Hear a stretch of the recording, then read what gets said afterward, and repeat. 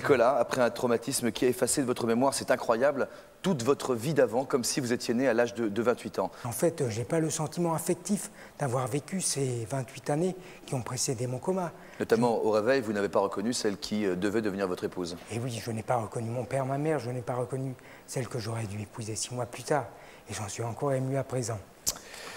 Merci Nicolas, vous vous exprimerez donc dans cette émission. Avant de nous présenter nos invités à qui nous avons consacré un reportage, je vais vous présenter celui qui aura la tâche de conclure et de commenter cette émission. C'est un journaliste franchement stakhanoviste. La rubrique santé quotidienne sur France Info, c'est lui. Le journal de la santé chaque jour sur la 5e, c'est lui aussi. Et pour occuper son temps libre, il est médecin dans un hôpital parisien. Je lui demande d'accueillir Michel Simès, qui est notre invité. Bonsoir Michel. Merci d'avoir accepté notre invitation. C'est la première fois que j'ai le plaisir de vous recevoir. Je suis un grand fan de votre travail. Michel, qu'est-ce que vous attendez de notre émission sur le coma et tout ce qui l'entoure? Je dirais que c'est peut-être le médecin qui attend le plus de cette émission. Vous savez, quand on est médecin, on a toujours l'impression de parler correctement aux patients, de communiquer, de leur dire les mots justes au bon moment, etc. Et moi, j'aimerais bien savoir un petit peu quel a été le sentiment des gens qui ont vécu cette expérience pour un de leurs proches, pour savoir comment les médecins ont parlé, ce qu'on leur a dit, et ce qu'ils attendaient du corps médical, mais des infirmières aussi, et si on leur a apporté ce qu'ils attendaient ou si les médecins sont passés complètement à côté. Ouais. Vous intervenez quand vous voulez, Michel, et vous conclurez tout à l'heure l'émission. Je présente donc maintenant nos invités à qui nous avons consacré un reportage. Madame Bombré, Jacqueline. Bonsoir Jacqueline. Bonsoir. Bienvenue parmi nous. Jacqueline, votre fils Dominique est tombé dans le coma il y a maintenant 5 ans. Il est toujours immobile, mais réactif.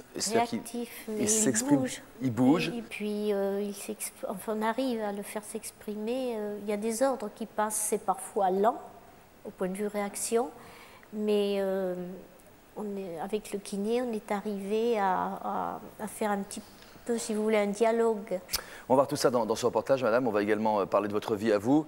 Je pense que ça touchera tous ceux qui sont avec nous, mais vous avez choisi de vivre avec votre fils à la maison, ce qui signifie que vous vous occupez de lui 18 heures sur 24. Il vous reste 6 heures pour vous par jour et je compte là-dedans vos heures de sommeil.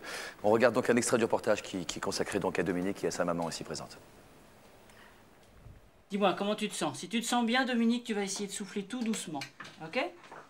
Si tu te sens bien, si tu as mal nulle part aujourd'hui, si tu n'es pas trop fatigué, tu souffles tout doucement dans la trachéo. Si tu souffles très fort, c'est que tu te sens un peu fatigué. Allez, vas-y, Domi, tout doucement si ça va. Voilà. Tout doux, très bien. C'est bien. Bon. Pour nous dire que tu as bien compris, qu'on a bien compris ce que tu disais, Domi, tu vas siffler très fort maintenant, ok? Pour nous dire qu'on a bien compris ce que tu voulais nous dire. Allez. Voilà, Domi, super. C'est bien, Dominique. Allez, encore à fond. Encore plus fort. Plus fort. Plus fort encore, Domi. Allez, fort. On verra comment il réagit également quand sa sœur vient lui rendre visite avec sa nièce et donc son neveu. Ce garçon a été touché. Il avait quel âge quand il a eu son accident, madame? Il avait 32 ans. 32 ans et il se préparait à une carrière de pilote Oui, il était pilote professionnel et il avait passé son brevet de pilote de ligne. Et il se préparait donc à prendre les commandes des grosses. Un accident de la route? Oui, c'est un monsieur qui a franchi le stop et tout, le refuge, tout de la route d'Alès. Sherazade Christen, bonsoir. Bienvenue sur Doit-être ça se discute. Christen ou Christensen? Christensen. C'est danois, hein.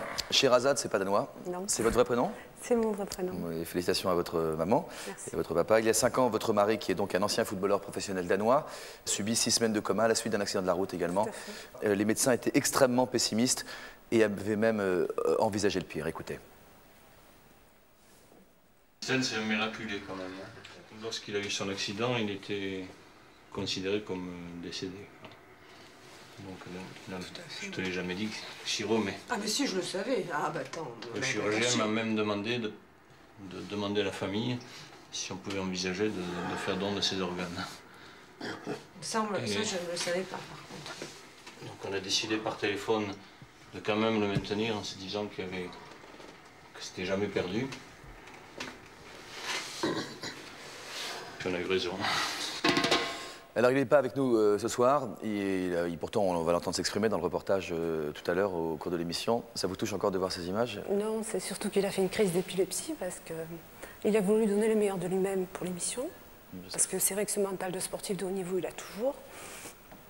Et pour moi, c'est dur parce que quand il fait des crises d'épilepsie, il se retrouve à la limite de cet état comateux où il devient désorienté, confus, son hémiplégie qui revient. Donc c'est vrai que même si d'apparence il va bien, il y a encore des problèmes. Enfin, il joue au golf, il s'exprime, il a tout à fait conscience de ce qu'il est.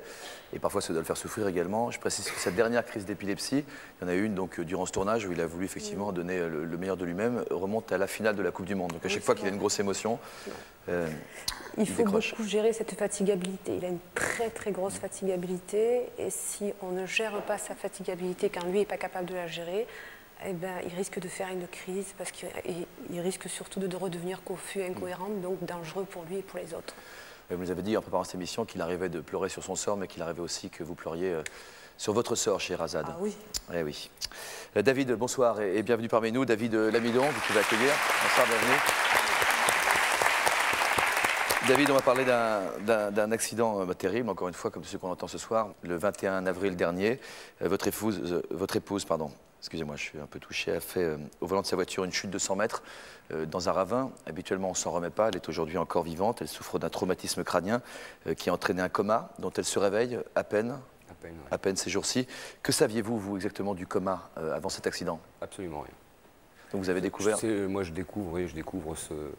Je ne peux pas dire cet état, en fait, mais c'est vrai que je découvre, en fait, et j'apprends plein de choses qui me touchent, en plus, en voyant plein de gens qui réagissent différemment.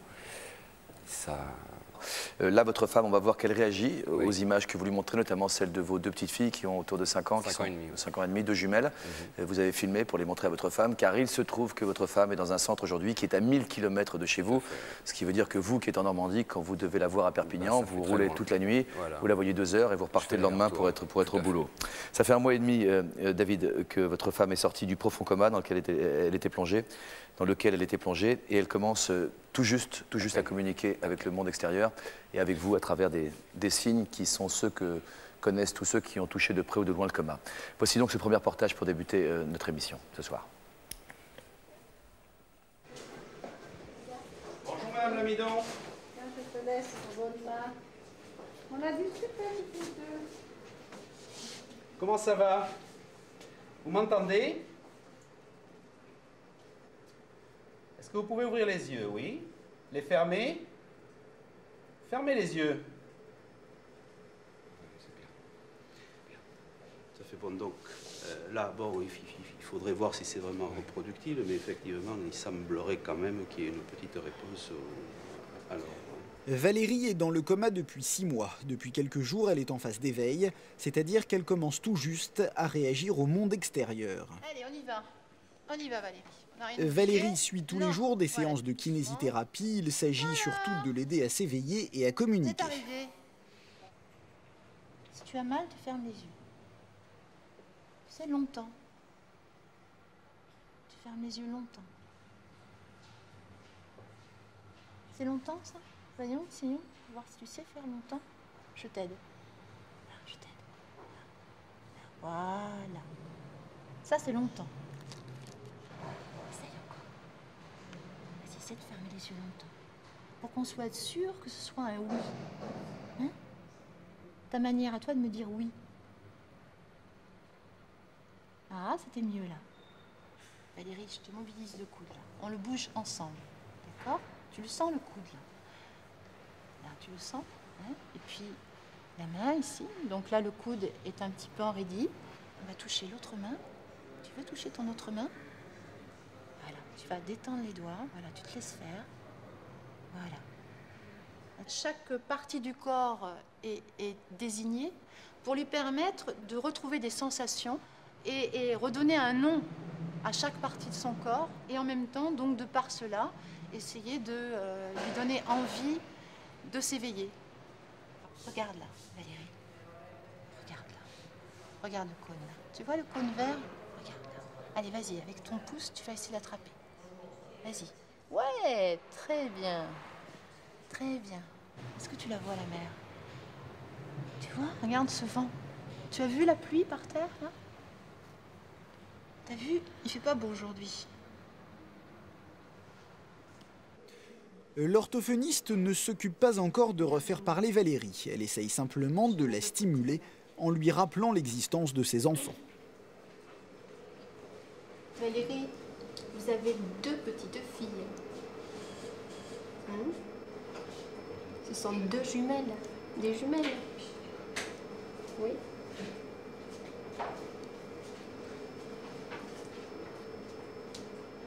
Regardez les photos de vos jumelles. Vous les voyez? Morgane et Laura.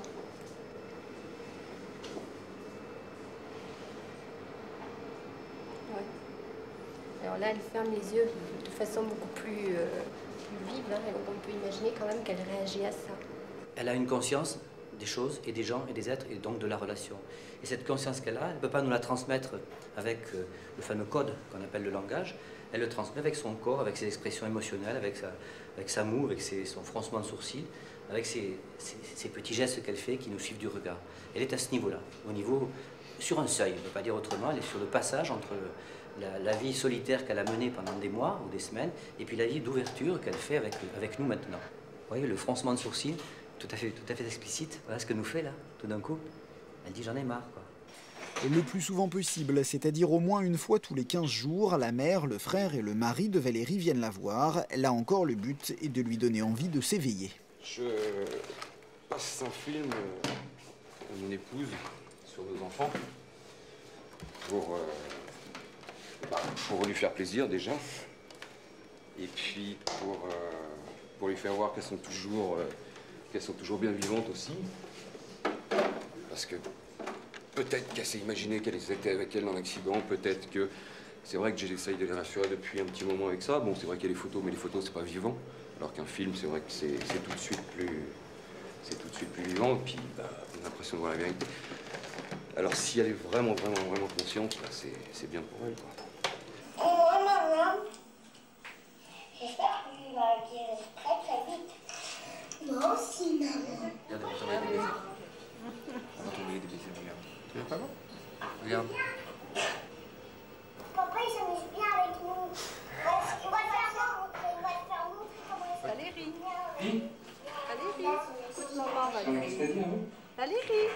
Ouais, elle pleure. Tiens,